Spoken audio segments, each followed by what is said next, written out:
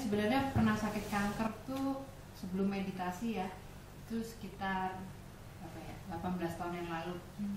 Itu kanker tiroid. Terus setelah meditasi juga kena tahun hampir 5 tahun yang lalu ya. Jadi perbedaannya ya sebelum meditasi dan setelah meditasi. Waktu sebelum meditasi tuh, waktu dinyatakan sakit kanker tuh bingungnya, takutnya tuh bisa sampai setahun gitu. Bingung, takut mau ngapain, takut mati lah ya. Waktu itu pertama dikasih tahu pasti pikirannya mati gitu ya. Tapi pas dikasih tahu tuh yang tadinya saya istilahnya naik tangga bisa, tiba-tiba setelah dikasih tahu sakit kanker itu langsung nggak bisa naik tangga gitu. Jadi kan main lagi kan kayak gitu, merasa jadi lemah gitu. Terus setiap hari kayak mikirin mati, seminggu tunggu mati nggak mati, sebulan nggak mati, setahun nggak mati, lama-lama capek juga. Nggak mati. Jadi akhirnya ya udah, setelah itu kan udah ya proses biasa gitu ya, diobatin segala. Nah kemudian kan saya ikut meditasi di sini.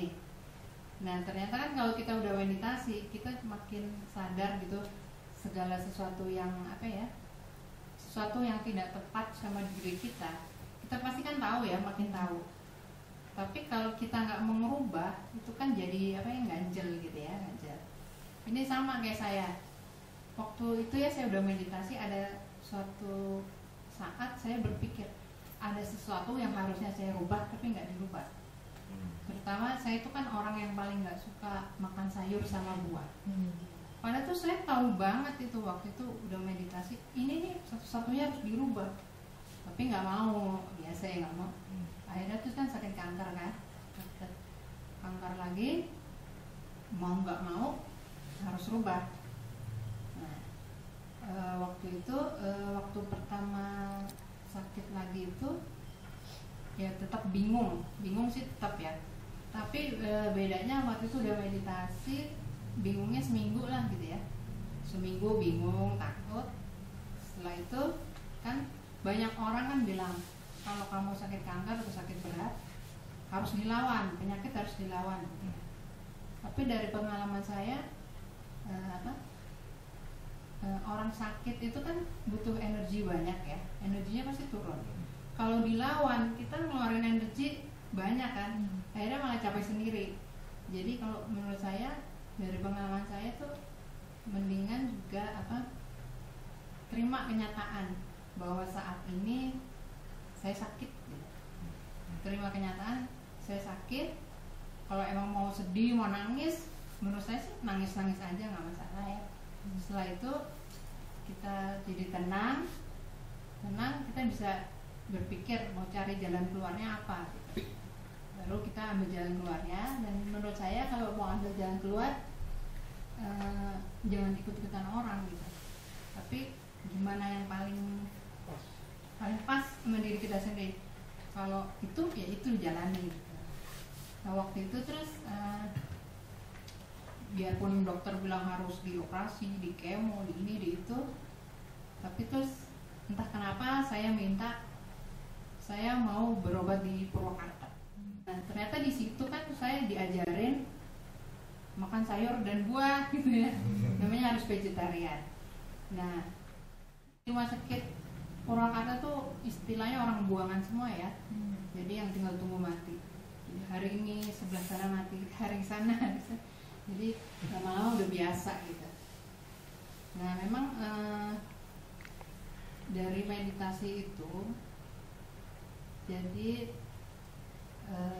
yang saya ingat itu buku Bapak yang kuning itu ya, itu penting banget gitu ya. Kalau kita sakit kanker atau sakit apapun atau sakit jiwa gitu ya, apa aja lah, itu menurut saya pegangannya buku kuning.